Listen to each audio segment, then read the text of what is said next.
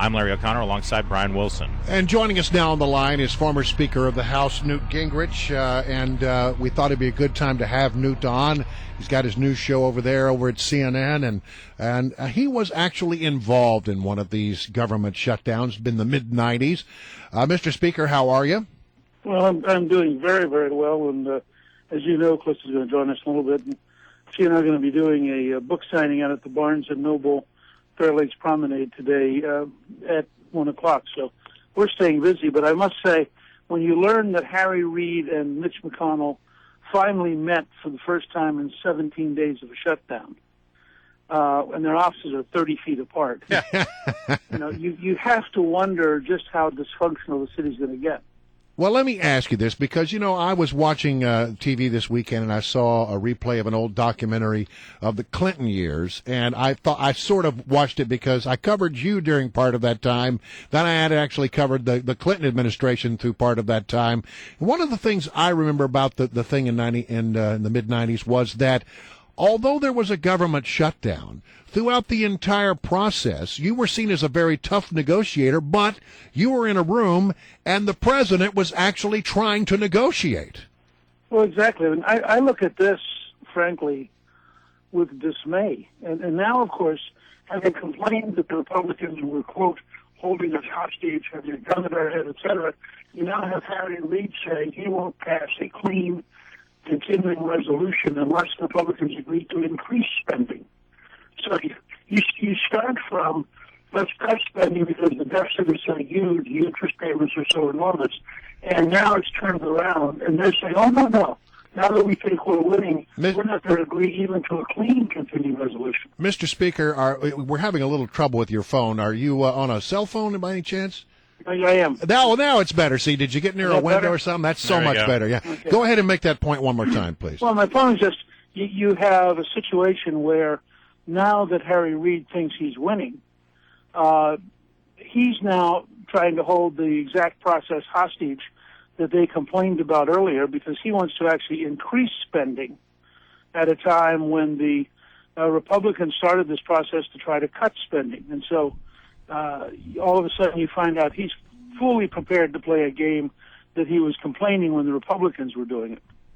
Mr. Speaker, back in the 90s, you know how the media works and you know how the left works, and I don't mean to draw a distinction between the two because they're pretty much one and the same, but they like to personalize these things, and they like to demonize an individual. It's a classic Alinsky tactic here, and you were the target of that. They put you on the cover of Newsweek and Time as, the Gingrich who stole Christmas, and as Ebenezer Scrooge. During the shutdown, they put you on the cover of Daily News as a crybaby. Now they're doing it to Ted Cruz. They are demonizing him. They are making him the personal target and the personal representation of this current shutdown. What is your impression of Ted Cruz, how he's handling it, and what's your advice to him to sort of get through this and still maintain a good national political profile? Well, first of all, if I were Speaker John Boehner, I'd be very happy that they had picked Ted Cruz to pick on. Well, since you brought it up, what does that tell you about how John Boehner has behaved as the point person in this? Well, look, he's not the point person in PR. He never has intended to be. He is the Speaker of the House in a legislative sense, and I think he's quite happy to have the news media attack Ted Cruz instead of attacking him. I don't think Boehner thinks of himself as a national personality in the way that Cruz does. But, Cruz is a very, very smart guy. He has a very deliberate goal of becoming the leader of the conservative wing of the Republican Party. He has certainly stood up for what he believes in. He's taken some hits both inside the party and from the news media. But I suspect when this is all over, as you saw at the Values Voter Summit, where he got 3 times the votes of the number 2 person, in terms of their presidential choice. I mean, this is a freshman senator who is emerging about as fast as Barack Obama did when he was a freshman senator. So I think Cruz will be a very formidable player because he's very smart, and he represents the desire for dramatic change on behalf of millions of people. All right, so as you look at the lay of the land right now, how does this thing get resolved? Because ultimately, it's got to be resolved some way, and we know it will be resolved some way eventually. What's the end game? Well, I think, first of all, I hope that the House Republicans will stand firm in their commitment to getting something before they pass the debt ceiling and before they pass the continuing resolution, because I think the United States is on a trajectory for a fiscal disaster. And I think the amount we're going to spend on debt payments over the next decade is just unsustainable.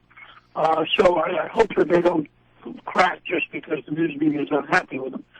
Second, I think at some point the president has to renegotiate. I mean, the idea that the United States is going to take us into a default because he keeps saying no, no, no, I think is unsustainable. Now, maybe Wednesday night at 11 p.m., but sooner or later, I think the president has to agree to some kind of negotiation. Right. We're having a problem with that cell phone again. I'm wondering, is Callista on the other line there for a moment? Yeah, Callista can join us for a moment. Why perhaps we can reestablish with Speaker Gingrich. And, Mr. Speaker, we were just talking to your very talented wife, Callista, about the lack of education about our founding documents and the founding of our nation and the school district. And you know, it brings me back to this shutdown, because I'm amazed to hear some of the things that I hear from the media and just from citizens calling into this show. You know, people will say, well, the president won the election and therefore he has a mandate, he should get it. This is really an Article 1 of the Constitution crisis here. The president doesn't dictate to the people's house what needs to be done and what gets paid for.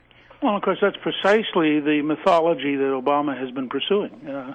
What you have today is a president who's trying to become legislator-in-chief, and the gamble he's running is a very big gamble. I think the objective fact is that you have a president who, for example, puts armed riot police around the White House yesterday, confronting veterans, many of whom from World War II and from Vietnam. Tell me about that, Mr. Speaker, because when you were here during a much longer shutdown in the mid-'90s, I don't remember these monuments being shut down. Why would the president do this? They're open-air monuments. It actually takes more money to shut them down than to leave them open.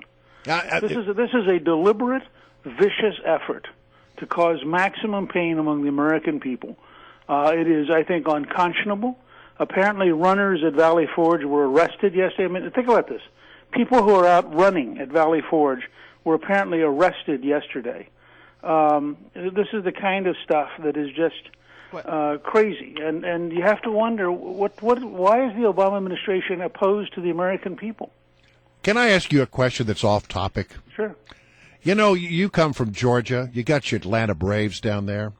Here in Washington, we got our Washington Redskins, and, I mean, it's becoming a thing. Everybody's talking about whether or not the Redskins should change their name because some people say they find the name offensive. There's even a high school here, locally, that's talking about how they're going to talk about whether or not the kids should be allowed to wear the Redskins jerseys to school. Do you have any thoughts about this? I'm frankly so sick and tired of left-wing political correctness and trying to force the rest of us into groupthink based on whatever the latest fad is.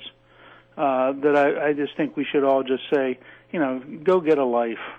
Go get a life. All right. Yeah. Very pithy, very succinct. See, this is the kind of clear communication that we need out of the House of Representatives today. Do you decry the fact that the messaging doesn't seem to be very crisp from Republicans these days? Sure. Look, I think there are two parts to that. First of all, the Republicans are very bad at communicating. They almost always have been. Reagan was an exception, but Reagan was an FDR Democrat from Hollywood who became a Republican. He wasn't a normal Republican. Normal Republicans seem to be stunningly inarticulate. And second, they have an enormous media bias.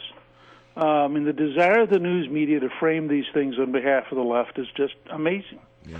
Mr. Newt, are you all done running for public office? Are you going to run for president again in 2016? I doubt if I will, but we're not closing any doors. But right now we're having a lot of fun at Crossfire, and that's gone very, very well. And you know, Callista and I are having fun. I have a new book coming out next month called Breakout, and she has her brand new Alice the Elephant, Yankee Doodle Dandy, and of course we're going to be available this afternoon, so we look forward to seeing folks. Well, that's Barnes & Noble in Fairfax. That's at 1 p.m. this afternoon. Well, and we're staying busy. We would pay good money to see you debate Hillary Rodham Clinton.